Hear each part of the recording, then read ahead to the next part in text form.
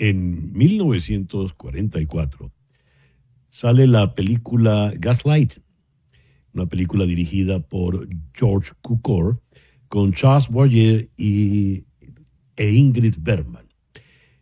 La señora Bergman se llevó el Oscar por esta película, donde ella interpretaba a una esposa que empezaba a atormentarse de manera terrible, porque el marido la iba enloqueciendo. El marido, Charles Boyer, le hacía ver cosas que no eran, jugaba con las luces, le decía esto, le decía lo otro, y ese término gaslighting quedó establecido para referirse, pues, a ese tipo de situaciones donde están abusando de usted, no físicamente, sino psicológicamente. Ese tema, el gaslighting, es nuestro foro para el día de hoy. Vamos a contar en Caracas con la psicóloga clínica Mariana Mendoza. Mariana, muy buenos días, gracias por acompañarnos.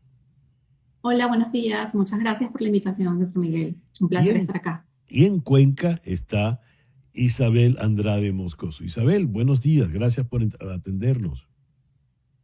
César Miguel, muchísimas gracias por la invitación. Un gusto y un placer estar aquí. Más allá de la película, ¿qué es gaslighting? Comenzamos con Mariana.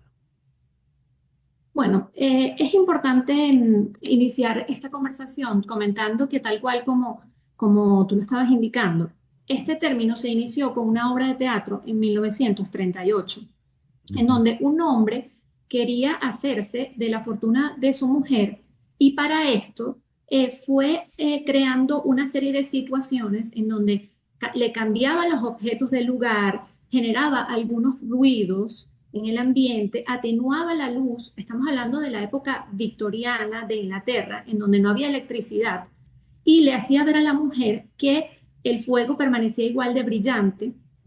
Todo esto empezó a cuestionar y a generar en ella como una sensación en donde ella estaba perdiendo la cordura. Posteriormente esto se llevó a cabo también en esta película que mencionaba, más allá de la obra de teatro, y en 1969 el psiquiatra Barton le da como una importancia a este fenómeno porque lo empieza a notar en una serie de relaciones de pareja y familiares en donde veía que algunas personas cercanas a algunos sujetos en específico intentaban crearle como patologías más graves a ciertas personas con la finalidad de, bueno, de tener el control o el poder. Entonces, por eso la importancia de estudiar caso por caso y de ver de verdad la existencia de alguna enfermedad o alguna patología. Porque, ¿qué es el gaslighting? Es intentar que alguien dude de su razón o su juicio como tal, mediante como una prolongada o sistemática actividad de descrédito en donde se busca que las personas cuestionen sus percepciones o sus recuerdos o memorias. Me gustaría oír tu opinión, Isabel, por favor, sobre el gaslighting. César Miguel, como decía Mariana, es importante nosotros tener ese contexto de cada paciente. ¿Por qué? Porque se ejerce esa manipulación. ¿Cómo esa manipulación? Es el hecho de que nosotros empezamos a dudar o a poner en tela de duda ciertas acciones, como nosotros tenemos esta referencia, esta película. ¿Qué pasa? Hay como que este juego de cosas, de situaciones dentro de nuestra actualidad, es el sentido de minimizar muchas veces lo que son las emociones o realidad de la otra persona. ¿Cómo? Podemos empezar a decir como que, es que eres muy dramática, es que no era para tanto, eso yo no dije, esto no pasó, y empezamos a tergiversar esa realidad sin llegar a ese sentido de empatía y reconocer la realidad de la otra persona. Entonces, como decía Mariana, es una situación a veces que se presenta tanto en relaciones de pareja, en relaciones familiares y relaciones de trabajo, en donde nosotros, como los afectados, empezamos a dudar de tanto nuestras emociones, la realidad que nosotros percibimos, y empezamos un poco a retraer. Entonces empiezan ya todos estos problemas a nivel emocional y cognitivo. Como tú decías, César Miguel, ya es una situación que no nos afecta de manera física, pero sí nos empieza a destruir de manera mental y emocional. Pero es intencional el acosador, el victimario en este caso, el que provoca ese gaslighting, está actuando intencionalmente, premeditadamente, ¿verdad, Isabel? En este caso, César, sí depende de la realidad de la persona, porque nosotros hasta de pequeños sí recibimos muchas veces ese como que duda o cuestionamiento por parte de nuestros padres. Un ejemplo que yo les sé poner a mis pacientes es en el sentido de que nuestro bebé se cae, está empezando a caminar y no es para tanto, párate, deja de llorar.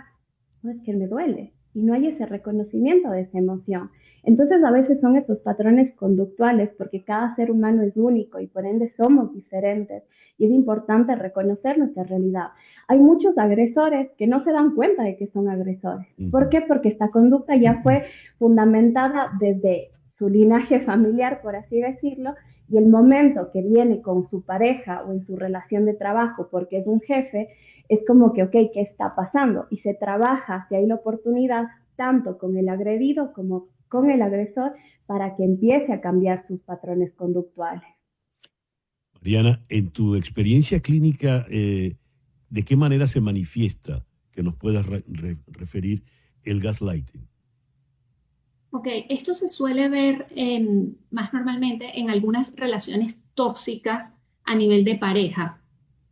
Las personas que suelen incurrir en este tipo de conductas suelen ser perfiles de personas con rasgos narcisistas o sociópatas, que empiezan a tratar de buscar tener control o poder o crear una relación asimétrica a través de este tipo de conductas y manipulación.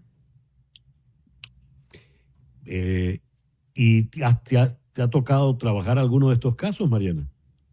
Sí, yo trabajo en una clínica psiquiátrica en donde en algunas ocasiones se suele ver esto a nivel de relaciones de pareja, ocasionalmente también en ciertas situaciones a nivel laboral, algunos pacientes que traen algunas situaciones en donde se sienten de alguna manera que son desvalorizados en su trabajo y que no son tomados también en cuenta a través de las conductas que ellos, por ejemplo, en algunos momentos en una reunión una persona suele plantear alguna situación como importante y luego el jefe dice de una manera sistemática como que eso tú no me lo dijiste o eso tú no lo hiciste, como desacreditando, Claro, desvalorizando lo que claro. normalmente suelen hacer algunas personas.